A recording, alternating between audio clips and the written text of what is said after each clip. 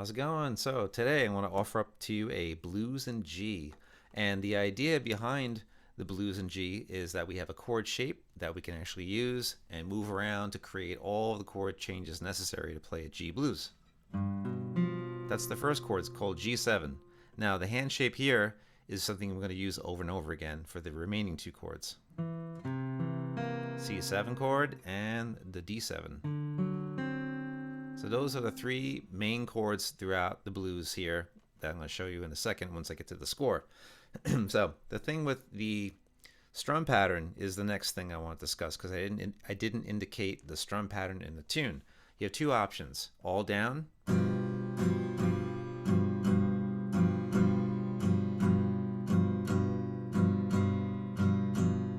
or you can do a continuous strum pattern going down and up.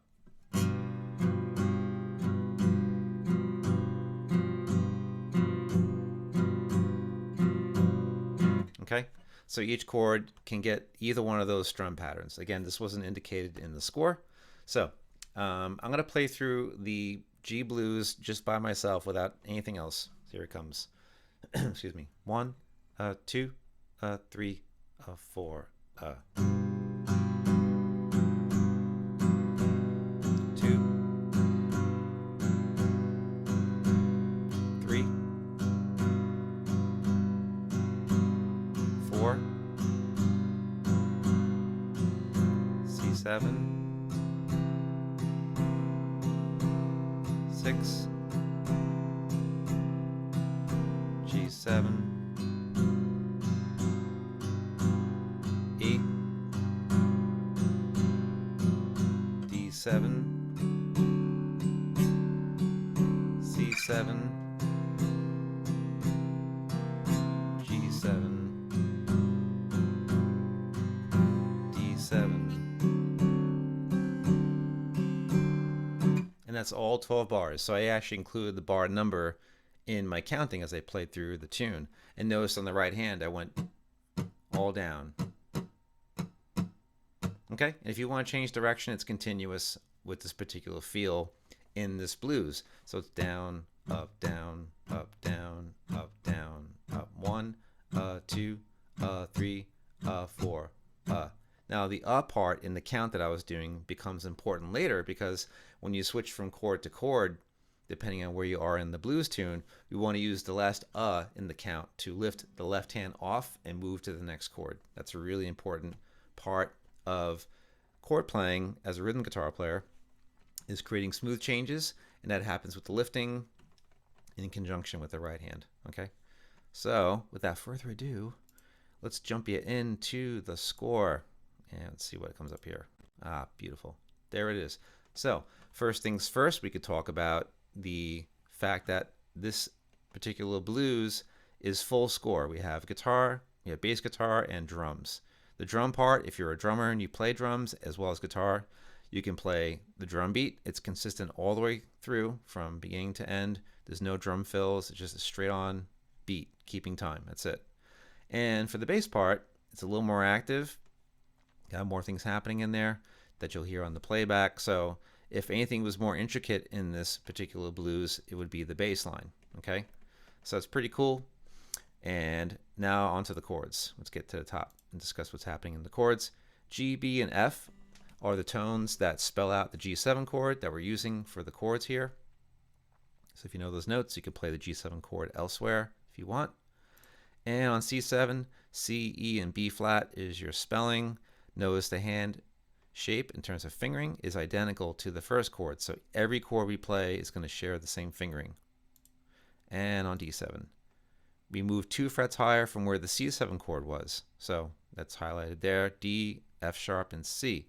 You know, this colored circle here gives you the roots of the chords, the namesakes of the chords. So at 5th fret on the A string, there's a D there, and there it is reinforced on the bottom.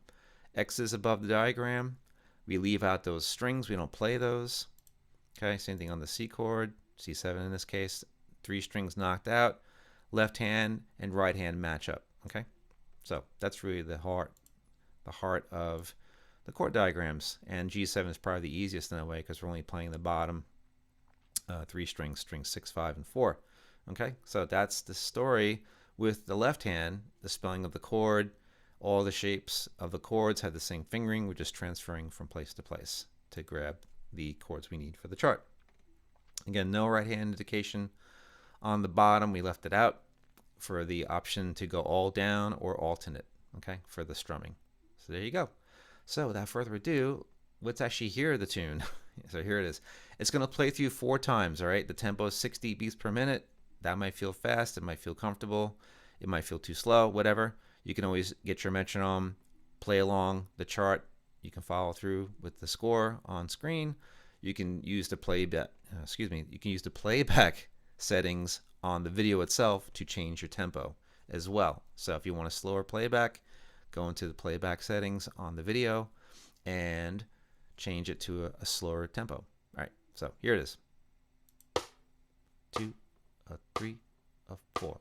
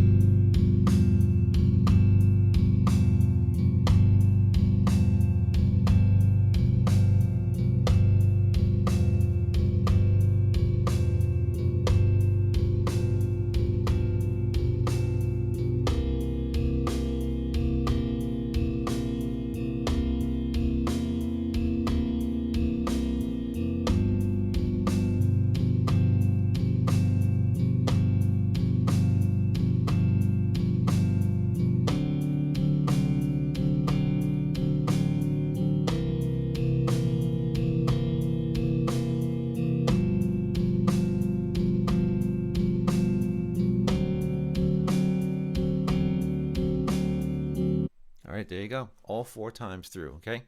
So that's the story there. The mix is what it is. On this one, I want to kind of make sure that you had everything in there. Electric bass in this case with the drum kit, and guitar a little more in the mix, you know, so that's something that we want to hear more is the guitar. So it's a strange mix in that way, just so that you can hear the guitar part as clear as you can and also have an accompaniment underneath it. I have the option on my side, if I want to mute the guitar, I could, and I can use the drums and the bass as a backing track for myself to play rhythm over the bass line. So, but for us, for you in this case, excuse me, you can actually just use the video, play along with it, Feel free to change the tempo. It's at 60 right now. So if you want to use a metronome, you can actually go in and change your tempo to 50 or 40 if this feels too quickly. And of course, if it feels comfortable and you're able to play through at this speed, feel free to gradually increment the tempo to faster speeds. So there it is. That's pretty much the track itself. And I can actually get out of the screen here and talk about the left hand movement I was discussing earlier, where we switch on the of the count. Okay. Now, if you want to string together, like say the turnaround, the last 4 measures of the score is known as the turnaround. We're getting ready to go back to the beginning. So we traveled to a certain point. Now we're getting ready to turn around and go back home again. So that's really what the turnaround can be. I guess you could associate the turnaround with that as a journey from destination back home again. So I'm going to start from that point. So I'm going to go D7, C7, G7, and back to D7 to demonstrate where you can lift. Okay, I'm going to keep the right hand going down all the way. So I'm going to go 1, 2, 3, 4. 1, 2, 3, 4, lift. 2, 3, 4, lift. 2, 3, 4, lift. Lift. Okay, so I went through the turnaround and back to the very first chord of the tune. So the idea of lift is literal. You're lifting your hand from place to place, keeping the hand shape in the air. That's the trick with all these changes. But the cool thing is that the hand shape is identical for all 3 chords. So the lifting and moving part isn't as crazy as it could be. So I kept that simple on purpose, just so you can dive right into a blues and play instead of trying to do the big gigantic chords. The bar chord, these are a little more streamlined to make it easier to start playing in this style, the blues style. Okay, and it's good to know different ways of playing chords too. So nice way to start, similar hand shape, moving it around, fantastic. So keep that in mind as you go through. I'm going to play the turnaround part once again because that's really the craziest part of the tune. And I'm going to change direction with the right hand, but I'm going to still do the lifting with the left hand. Okay, 1, 2, 3, 4. 4. Lift. 2, 3, 4. Lift. Lift. Lift. Okay, so that's another way you can go through it too. If the down feels like cake and you want to switch it out, change the direction, fantastic. Really cool stuff. So keep in mind where those lifts come. The lift comes from the counting, right? So let me do it again. 1, 2, 3, 4, 3, 4,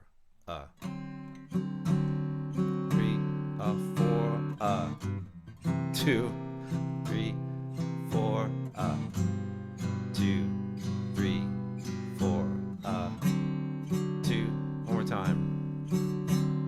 1, 2, 3, 4, 1, 2, 3, 4, 1, 2, 3, 4, 1, 2, 3, 4, 1. Okay, so you can see on the 4 when I lift the left hand, right hand's not stopping, so you get open strings. All right, if you do it fast, it's barely noticeable.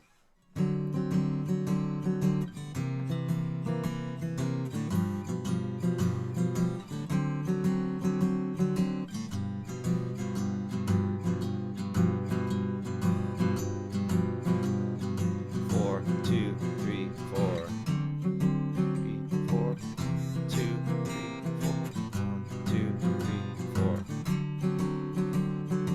Okay, so if you're playing a city blues, which is like a faster, more up-tempo blues, that's something that when you do that lifting and you work out the lifting at a count, that's in this case for that's when you have that change that happens, especially with this chart.